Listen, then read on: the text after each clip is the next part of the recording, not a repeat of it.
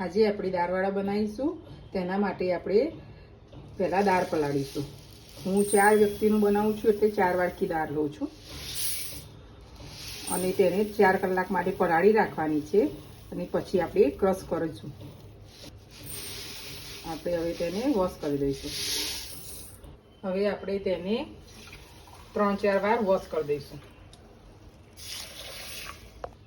મેં દાળને 3-4 વાર ધોઈ દીધી છે. હવે આપણે તેમાં પાણી વેડીને 4 કલાક માટે રેસ્ટ આપીશું. આ રીતના ઢાંકીને મૂકી રાખવાની 4 કલાક માટે. આપણી દાળ પલળી ગઈ છે. આ રીતની સરસ હાથથી નખથી ભગાઈ જાય છે. તેને ફોતરા કાઢીને મેં સાફ કરી દીધી છે. હવે તેને આપણે લસણ અને મરચાં નાખીને ક્રશ કરી દઈશું. મેં 10થી 15 મરચાં નાખ્યા છે. જોડે મરચાં નાખી દઈએ તો સાથે સરસ મિક્સ થઈ જાય. હવે દાળ નાખીને આપણે મિક્સ ક્રશ કરી દઈશું. એકદમ ઝીણું નથી દરવાનું, થોડું દરદરું દરવાનું છે. હું તમને ક્રશ કરીને બતાવું છું. હવે આપણે ક્રશ કરી દઈશું. તેમાં 15થી 20 મરચાં નાખ્યા છે મેં.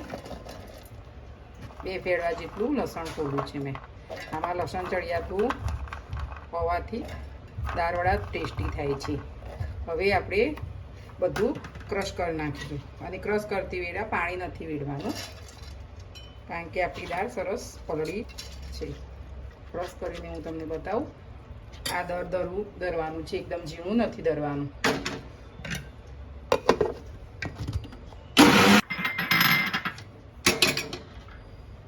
આપણું બેટર તૈયાર થઈ ગયું છે. આવું દરદરું થઈ જાય એટલે કાઢી લેવાનું. આપણું બેટર તૈયાર થઈ ગયું છે. હવે સ્વાદ અનુસાર મીઠું નાખીશું અને મિક્સ કરી દઈશું અને આપણે દાળવડા તળી દઈશું. સાઈડમાં તેલ ગરમ થઈ ગયું છે. હવે આપણે દાળવડા તળી દઈશું. હવે આપણે દાળવડાને તળી દઈશું. મીડિયમ ફ્લેમ ઉપર કરીશું.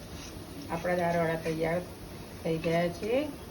તમને મારો વિડીયો ગમ્યો હોય તો લાઈક, શેર અને સબસ્ક્રાઈબ કરજો.